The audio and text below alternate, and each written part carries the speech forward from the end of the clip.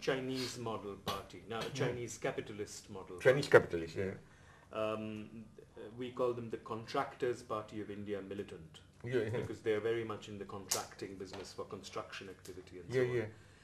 But they have, if you go to the party office, you're always greeted with a portrait of Stalin. Also, the works of Stalin are still in publication. Are still? Do people really read that? No, or yeah, people read that. I mean, because there was I don't know whether this was ever the case in Yugoslavia, ex-Yugoslavia or not, because when the official Soviet line was de-Stalinization, there was those who tried to perform sort of a different Marxism in India, sort of took Stalin as a kind of as a neglected. No, with us it was exactly the opposite, because Yugoslavia broke with Soviet Union in 48 when there still was Stalin. So with us, although it's very interesting how politically we broke, it was almost war in 48. But then for some 2 years, Yugoslav communists still played the game of Stalin must have been misinformed, you know, like some, and so to prove that we are okay, although it was almost war with Soviet Union, Stalin's works were still translated even more. It was even a little bit harsher ideologically. Then 2 years afterwards, in 1950, all of a sudden they decided Stalin is out, no? But in a very mysterious way, totally dogmatic, so ridiculous. Like, you know, in Stalin's, the big book, that on dialectical and history, he enumerates 4 laws of dialectics and 3 laws of materialism. And first one official philosopher says, no, maybe there are, you know, because the big problem with Stalin and Mao, interestingly, was the so-called law of the negation of negation. The negation of negation is absent too. And now the big revolution was in 1950 we learned negation of negation is also a universal law. They said they negated the negation of negation. So it was the negation of the negation of negation. Because even Mao here was always opposed to negation of negation, no? But listen, I had such a conflict with what you when I told him, okay, Mao has wonderful formulations, strategy, military, political thinking, but don't bug me, I told Badiou, with this Mao philosopher. This is not thinking. This is kind of it will sound even Eurocentric if I say this. This is kind of a, you know, cunning farmer's wisdom. It is ordinary people's, this kind of a, you know, you can see he's bright. It's like that Abkhaz philosopher who became whom you refer to.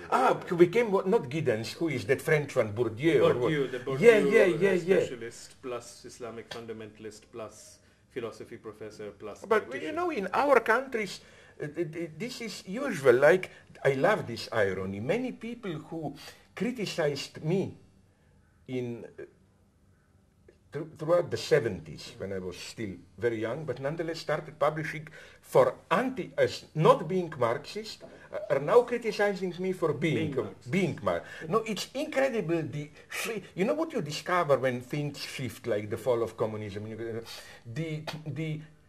Like, you know, this. I read somewhere that CIA was asked when they bribed spies, why don't you also, when they discovered, for example, that for a big foreign spy, to corrupt him, you pay him, why don't you spend more on intellectuals? And the CIA said, but you don't need so much money, they are cheap, intellectuals. And unfortunately, I must tell you this, it's incredibly how with a little bit of repression, how easy it is to corrupt the majority of intellectuals.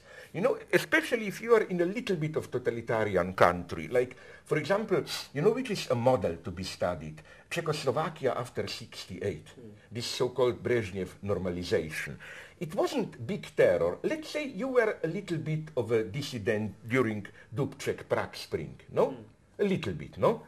And we don't want you to arrest you, to lose job. No, we came to you after and we tell you, listen, we know you are basically honest. You were just seduced by the bad reactionary. So all we want you is to sign text saying, unfortunately I was seduced, and put in 2-3 names who seduced you, and that's all. And we tell you, we will not even publish this. We will just keep it for the record, and you can keep your job and so on. And so if you say no, no, no, not only you lose your job. This was a nice means of pressure.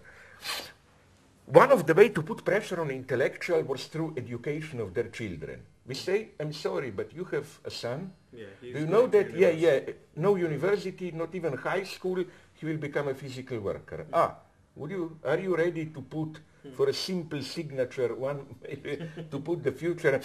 Practically all of them comprehend. So why are intellectuals who often perform bravado? Yeah.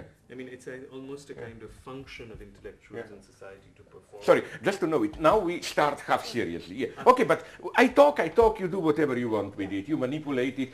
Can you do this now? You know what would be nice? I would love this. That you do it the way they do it on TV, that you, at the beginning you hear me, and then I go in the back and you have some in another language, so that you can then manipulate it, that you can make me say the opposite or whatever. I love this, Or even manipulate me so that you don't directly lie. But kind of my nicest manipulation was, and I have many Jewish friends, it's not in Israel. They asked me 15 years ago, why are you not a psychoanalyst? I told them, because the main reason I told them, it's too much responsibility. Like, you can have a patient who is in things can go wrong.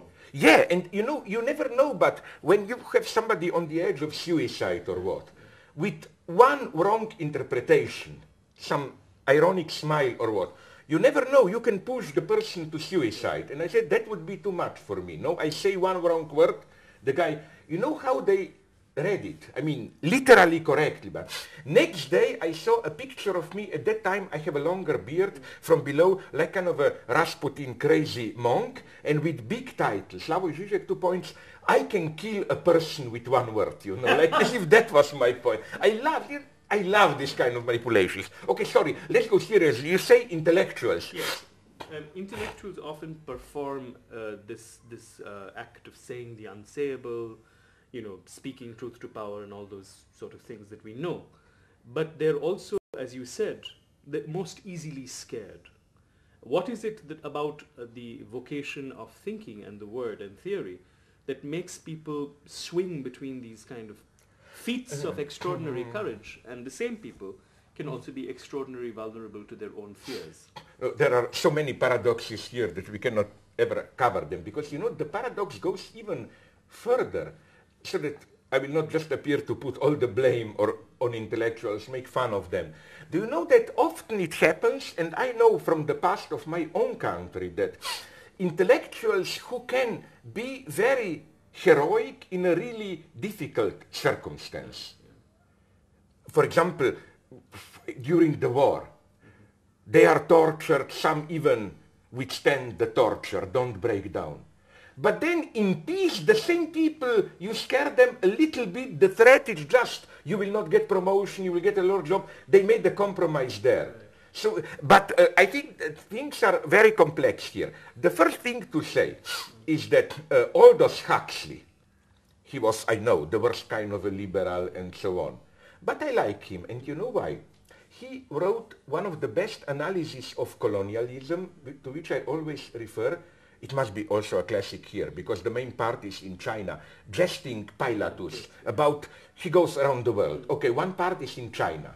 And then, among other wonderful observations there, he says how he was observing, we are talking about 1920s, the enlightened British colonial administration. And he said that they didn't find anything threatening in Indian intellectuals or sacred men sticking to their traditional wisdom. No, they were the first to admit, we come from a Western vulgar civilization, materialist. My God, how deep spiritual these Indians are, how much can we learn from them. What they feared